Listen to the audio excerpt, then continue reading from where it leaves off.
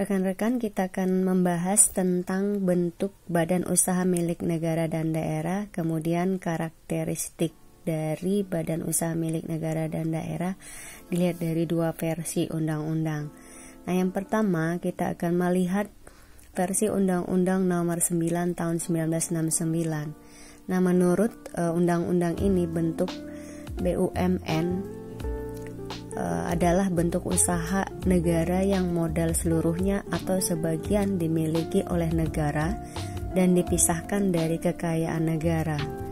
Bentuk hukum usaha-usaha milik negara mengelompokkan BUMN ke dalam 3 badan hukum, yaitu perusahaan jawatan atau perjan, perusahaan umum atau perum, dan perusahaan persero atau versero. Nah, ketiga badan hukum ini akan kita lihat karakteristiknya. Yang pertama, karakteristik perjan. Dilihat dari sifat usahanya. Sifat usaha yaitu makna usaha adalah public service, yaitu pengabdian dan pelayanan kepada masyarakat. Usahanya ini dijadikan dengan tetap berpegang teguh pada syarat-syarat efisiensi dan efektivitas, prinsip-prinsip ekonomis dan pengelolaan dan pelayanan yang baik, serta memuaskan publik atau masyarakat. Yang kedua, barang atau jasa yang dihasilkan merupakan kewajiban pemerintah dalam rangka pelayanan kepada masyarakat. Ketiga, bidang usahanya merupakan monopoli dan tidak menarik minat sektor swasta. Nah, kita lihat dari kedudukan dan tugasnya. Pertama, perjan atau perusahaan jawatan ini dipimpin oleh seorang kepala, merupakan bawahan suatu bagian dari departemen atau direktorat jenderal yang diangkat oleh pemerintah. Nah, kemudian perusahaan jawatan juga merupakan bagian dari organisasi formal suatu departemen, direktorat jenderal atau direktorat. Ketiga, perusahaan jawatan seperti badan lembaga pemerintah lainnya yang mempunyai dan memperoleh fasilitas negara. Keempat, perusahaan jawatan melakukan tugas-tugas perusahaan sekaligus tugas pemerintahan yang tercermin dalam susunan organisasi departemen. Kelima, mempunyai hubungan hukum publik. Bila ada atau melakukan tuntutan atau dituntut, maka kedudukannya adalah sebagai pemerintah atau atas seizin pemerintah. Hubungan usaha antar pemerintah yang melayani dengan masyarakat yang dilayani, sekalipun terdapat sistem bantuan atau subsidi, harus selalu didasarkan atas business justified, cost accounting principles, dan manajemen effectiveness. Artinya, setiap subsidi yang diberikan kepada masyarakat selalu dapat diketahui dan dapat dicatat atau dibukukan. Apa yang seharusnya dibayar masuk kepada negara harus benar-benar dinyatakan dalam tanda pembayaran karcis. Jumlah uang yang harus dibayarkan dinyatakan secara jelas persentase potongan atau pembebasan pembayaran. Nah, karakteristik lain kita lihat dalam modal dan keuangannya. Yang pertama, modal permulaan dan mutasi-mutasi modal lainnya tercermin dalam APBN. Yang kedua, biaya eksploitasi ditutup dengan pendapatan perjan. Ketiga, tarif ditetapkan oleh menteri yang bersangkutan bersama-sama dengan Menteri Keuangan. Keempat, modal perusahaan jawatan merupakan kekayaan negara yang tidak dipisahkan. Oleh karena itu, semua hasil perusahaan harus tampak jelas dalam APBN. Yang kelima, mempunyai dan memperoleh fasilitas dalam perencanaan anggaran, transaksi anggaran, dan pengawasan anggaran seperti badan-badan pemerintah lainnya. Nah, kita lihat karakteristik kepegawaian.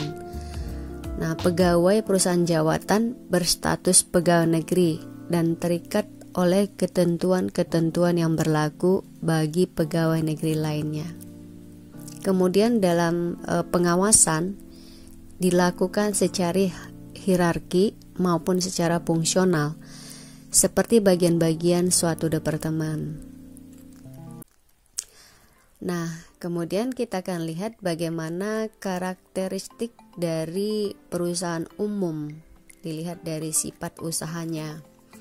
Yang pertama, maksud dan tujuan perusahaan umum adalah menyelenggarakan usaha yang bertujuan untuk kemanfaatan umum berupa penyediaan barang atau jasa yang bermutu tinggi dan sekaligus memupuk keuntungan berdasarkan prinsip pengelolaan perusahaan.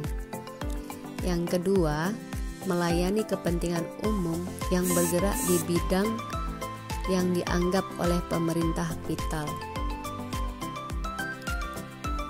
Kemudian kita lihat kedudukan dan tugasnya.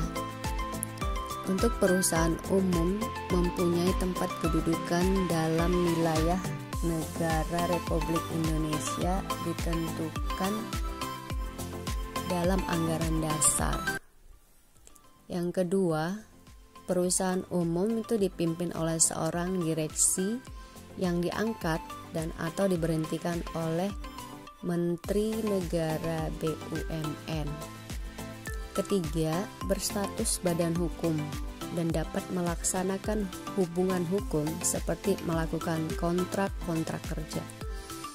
Keempat, perusahaan umum dapat dituntut dan menuntut dan hubungan hukumnya diatur secara keperdataan. Yang kelima, perusahaan umum pada umumnya menjalankan tugas perusahaan akan tetapi dapat pula mengembangkan tugas-tugas pemerintahan. Dalam hal ini, perusahaan umum dibebani tugas-tugas pemerintah. Maka, di departemen tidak ada lagi unit organisasi yang menjalankan tugas pemerintahan yang telah diserahkan kepada Perum tersebut. Nah, yang ketiga kita lihat karakteristik dari perusahaan umum dilihat dari modal dan keuangan. Untuk yang pertama, modal perusahaan umum seluruhnya dimiliki oleh negara dan dari kekayaan negara yang dipisahkan. Modal perusahaan umum tidak terbagi atas saham.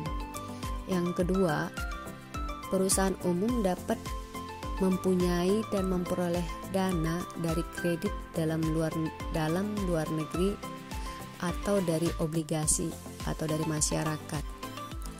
Perusahaan umum tidak diperkenankan mempunyai anak perusahaan atau menyertakan kekayaan dalam permodalan perusahaan lain. Yang keempat, mempunyai nama dan kekayaan sendiri serta kebebasan bergerak, seperti perusahaan swasta mengadakan perjanjian kontrak-kontrak dan mengadakan hubungan dengan perusahaan lainnya. Secara finansial, perusahaan umum harus dapat berdiri sendiri, kecuali jika ada politik pemerintah yang menetapkan tarif dan harga untuk kepentingan umum lebih rendah dibanding dengan tarif dan harga yang berlaku pada perusahaan umum, maka pemerintah memberikan subsidi kepada jasa-jasa yang digunakan sebagai kepentingan umum tersebut. Yang kelima, setiap tahun buku, perusahaan umum wajib menyisihkan jumlah tertentu dari laba bersih untuk cadangan, tujuan penyusutan dan pengurangan yang wajar lainnya. 45% dari sisa penyisa laba bersih ini antara lain digunakan untuk cadangan umum yang dilakukan sampai cadangan mencapai sekurang-kurangnya 2 kali lipat dari modal yang ditempatkan. Sosial dan pendidikan, jasa produksi, sumbangan dana pensiun, kemudian sokongan dan sumbangan ganti rugi. Nah, karakteristik Perum yang dilihat dari kepegawaian, Yang pertama, pegawai perusahaan umum merupakan pekerja perusahaan umum yang pengangkatan dan pemberhentian kedudukan, hak dan kewajiban ditetapkan berdasarkan perjanjian kerja sesuai dengan perundang-undangan di bidang ketenagakerjaan. Yang kedua, status dan penghasilan pegawai diatur tersendiri dengan peraturan pemerintah di luar ketentuan yang berlaku bagi pegawai negeri.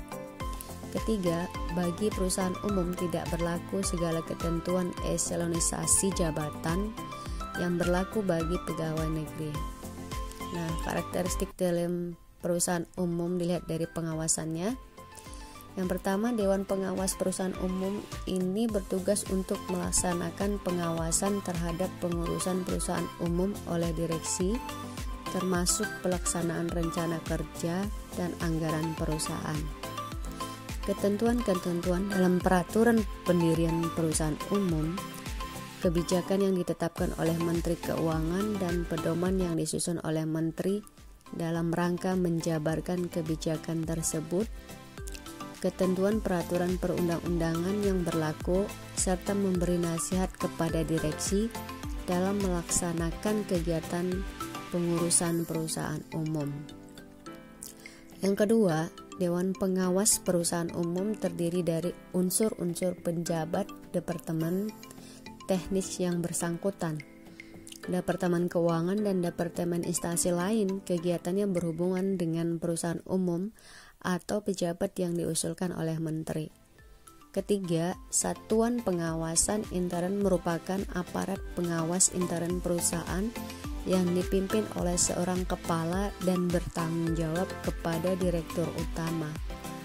Keempat, pengawasan intern bertugas membantu direktur utama dalam melaksanakan pemeriksaan intern keuangan dan operasional perusahaan umum, serta menilai pengendalian pengelolaan dan pelaksanaannya pada perusahaan umum serta memberikan saran-saran perbaikannya. Nah, kita akan melihat bagaimana karakteristik perusahaan Persero. Dilihat dari sifat usahanya. Yang pertama, perusahaan Persero ini menyediakan barang dan atau jasa yang bermutu tinggi dan berdaya saing kuat di pasar dalam negeri ataupun internasional. Yang kedua, Persero dengan sifat usaha tertentu dapat melaksanakan penugasan khusus untuk menyelenggarakan fungsi kemanfaatan umum dengan tetap memperhatikan maksud dan tujuan kegiatan Persero. Ketiga, melakukan kegiatan perusahaan yang bisa dilakukan swasta dan bukan semata-mata menjadi tugas pemerintah. Keempat, bidang usahanya harus dapat memberikan keuntungan finansial kepada negara, baik dalam jangka panjang maupun jangka pendek. Kelima, barang-barang dan atau jasa yang dihasilkan perusahaan bukan merupakan kewajiban negara untuk menghasilkannya. Yang keenam, Persero pada prinsipnya tidak diberi hak monopoli, fasilitas maupun perlakuan khusus lainnya oleh negara. Kita lihat karakteristik dari kedudukan dan tugasnya.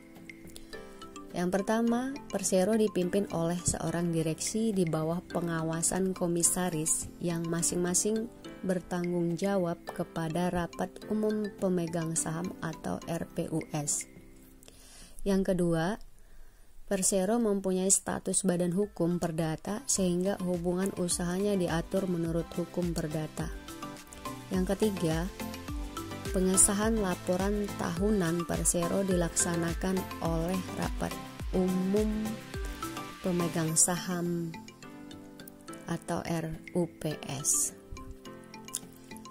Dan karakteristik dilihat dari modal dan keuangan dari Persero. Modal usaha ini dipisahkan dalam bentuk saham dari kekayaan negara atau campuran antara modal negara dengan modal swasta atau nasional atau asing. Yang kedua, perusahaan dapat melakukan penyertaan modal kepemilikan saham pada perusahaan swasta. Dan yang ketiga, negara dapat mengurangi atau menambah atau melepaskan pemilikan saham persero dari perusahaan. Nah, kita lihat dari karakteristik kepegawaian persero. Pegawai persero merupakan pekerja persero yang pengangkatan dan pemberhentian, kedudukan, hak serta kewajibannya ditetapkan berdasarkan perjanjian kerja sesuai dengan perundang-undangan di bidang ketenagakerjaan. Yang kedua, status pegawai sebagai pegawai perusahaan swasta biasa. Nah, kita lihat bagaimana pengawasan dalam persero. Yang pertama, komisaris yang diangkat dan diberhentikan oleh RUPS bertugas mengawasi kebijakan direksi dalam menjalankan perseroan serta memberikan nasihat kepada direksi. Yang kedua, pada setiap persero dibentuk satuan pengawasan intern yang merupakan aparat pengawasan intern perusahaan. Yang ketiga, satuan pengawasan intern bertugas membantu direktur utama dalam melaksanakan pemeriksaan intern keuangan dan pemeriksaan operasional persero serta menilai pengendalian, pengelolaan dan pelaksanaannya pada persero yang bersangkutan serta memberikan saran-saran perbaikannya. Nah, kemudian kita akan melihat bentuk BUMN serta karakteristiknya dengan versi Undang-Undang Nomor 19 Tahun 2003. Nah, BUMN dimaksudkan untuk memenuhi visi pengembangan BUMN dengan meletakkan dasar-dasar atau prinsip-prinsip tata kelola perusahaan yang baik atau biasa dikenal dengan Good Corporate Governance. Nah, dalam undang-undang ini, usaha negara disederhanakan bentuknya menjadi dua badan hukum, yaitu perusahaan umum dan perusahaan persero. Nah, kemudian kita di sini akan melihat karakteristik dari perusahaan umum versi Undang-Undang Nomor 19 Tahun 2003. Kita lihat dari maksud dan tujuannya. Maksud dan tujuan dari perusahaan umum adalah menyelenggarakan usaha yang bertujuan untuk kemanfaatan umum berupa penyediaan barang dan atau jasa yang berkualitas dengan harga yang terjangkau oleh masyarakat berdasarkan prinsip pengelolaan perusahaan yang sehat untuk mendukung atas persetujuan menteri. Perusahaan umum dapat melakukan penyertaan modal dalam usaha lain. Kemudian kita lihat karakteristik dari organ perusahaan umum ini. Organ perusahaan umum adalah menteri, direksi, dan pengawas. Nah, yang pertama, menteri memberikan persetujuan atas kebijakan pengembangan usaha perusahaan umum yang diusulkan oleh direksi. Kebijakan pengembangan usaha yang diusulkan direksi kepada menteri setelah mendapat persetujuan dari Dewan Pengawas.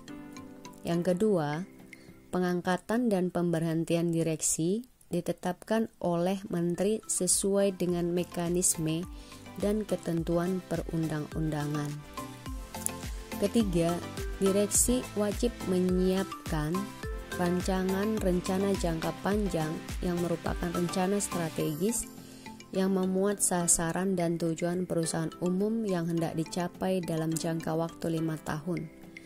Rancangan yang telah ditandatangani bersama dengan Dewan Pengawas disampaikan kepada menteri untuk mendapatkan pengesahan. Keempat, direksi wajib menyiapkan rancangan rencana kerja dan anggaran perusahaan yang merupakan penjabaran tahunan dari rencana jangka panjang. Rancangan rencana kerja dan anggaran perusahaan ini disampaikan kepada menteri untuk mendapat pengesahan. Dalam waktu 5 bulan setelah tahun buku Perum ditutup, direksi wajib menyampaikan laporan tahunan kepada menteri untuk memperoleh pengesahan. Laporan ini ditandatangani oleh semua anggota direksi dan dengan pengawas. Yang keenam, pengangkatan dan pemberhentian anggota Dewan Pengawas ditetapkan oleh menteri sesuai dengan mekanisme dan ketentuan peraturan perundang-undangan. Nah, kemudian kita akan melihat karakteristik dari Perum dari pengawasannya. Yang pertama, pengawasan perusahaan umum dilakukan oleh Dewan Pengawas yang bertugas mengawasi direksi dalam menjalankan kepengurusan perusahaan umum serta memberikan nasihat kepada direksi. Yang kedua, Dewan Pengawas ini bertanggung jawab penuh atas pengawasan Persero untuk kepentingan dan tujuan Perum.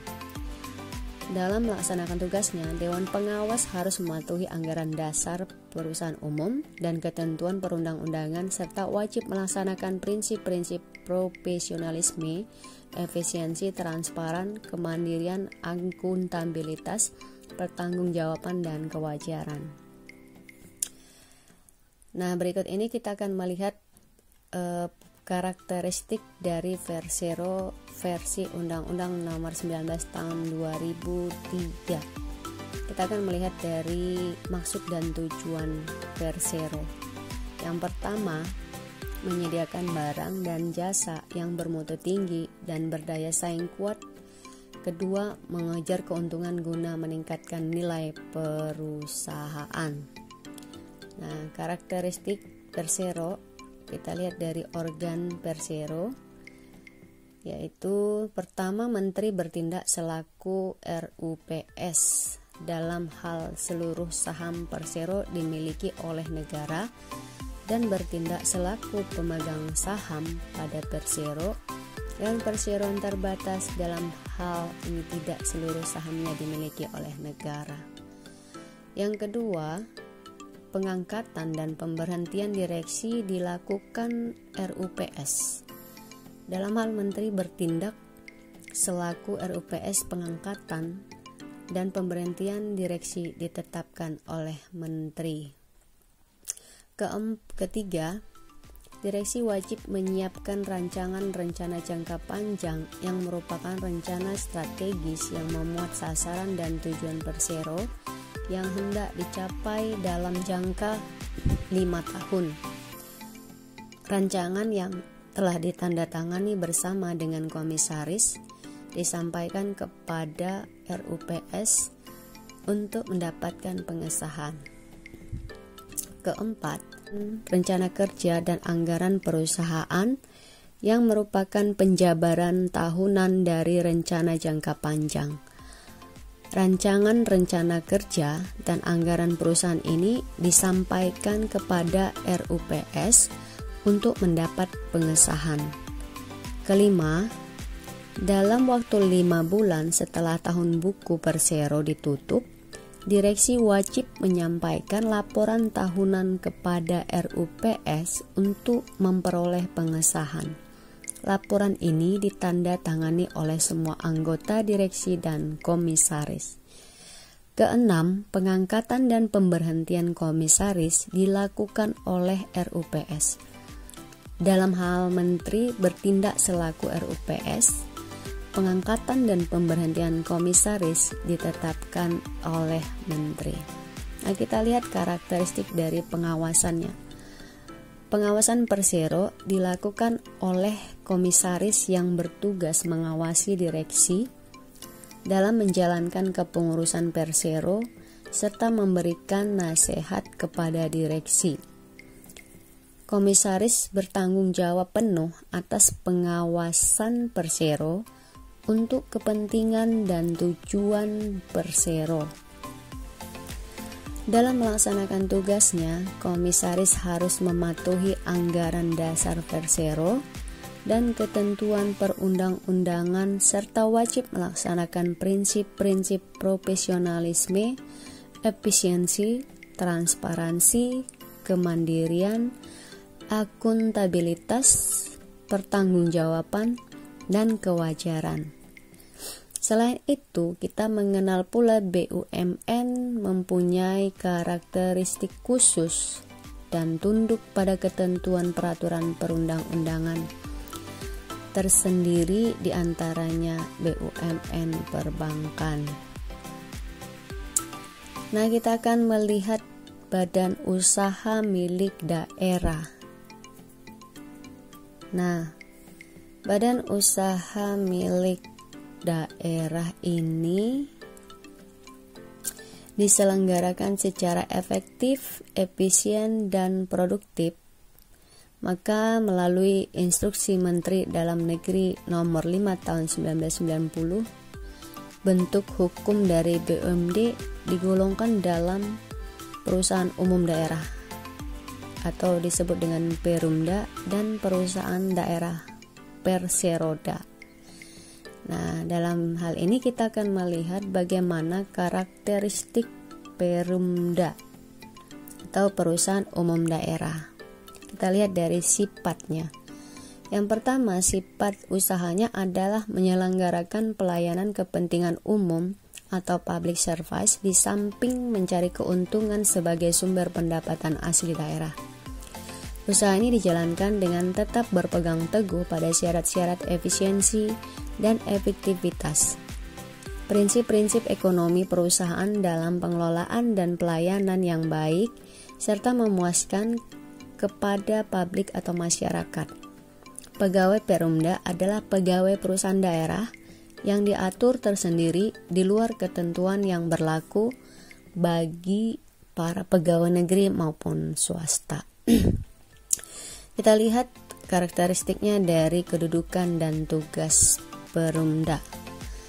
Yang pertama, Perumda dipimpin oleh seorang direksi yang tidak diperkenankan merangkap jabatan. Kedua, organisasi, tugas, wewenang, tanggung jawab, dan cara pertanggungjawabannya, serta pengawasan dan lain-lain diatur secara khusus sesuai dengan peraturan daerah pembentukannya. Ketiga, berstatus badan hukum yang dibentuk dengan peraturan daerah yang berlaku dan dapat pengesahan dari pejabat berwenang.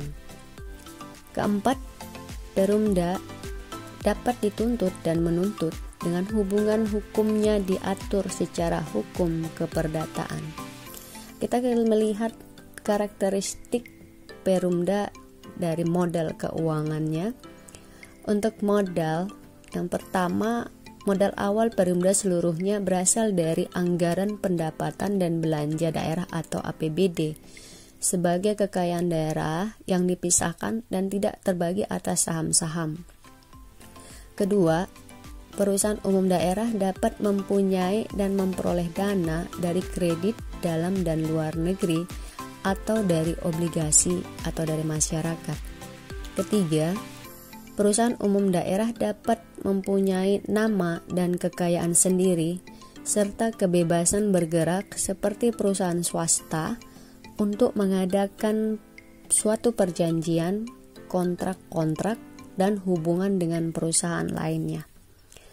Keempat, secara finansial, Perumda mampu berdiri sendiri, kecuali jika ada ketentuan lain menurut peraturan daerah.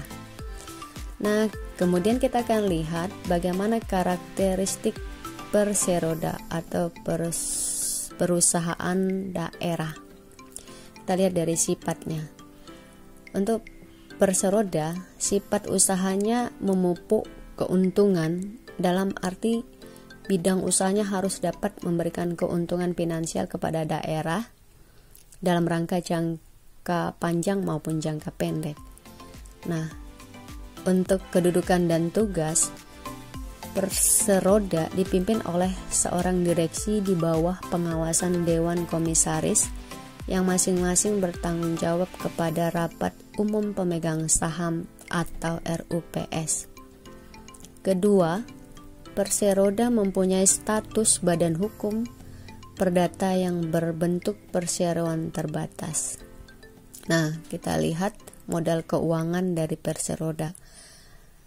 Perseroda modal awal berasal dari anggaran pendapatan dan belanja daerah atau APBD yang merupakan penyetaraan modal pemerintah daerah dan merupakan modal kekayaan daerah yang dipisahkan dan ditetapkan dengan peraturan daerah dan berlaku setelah mendapat pengesahan dari pejabat yang berwenang.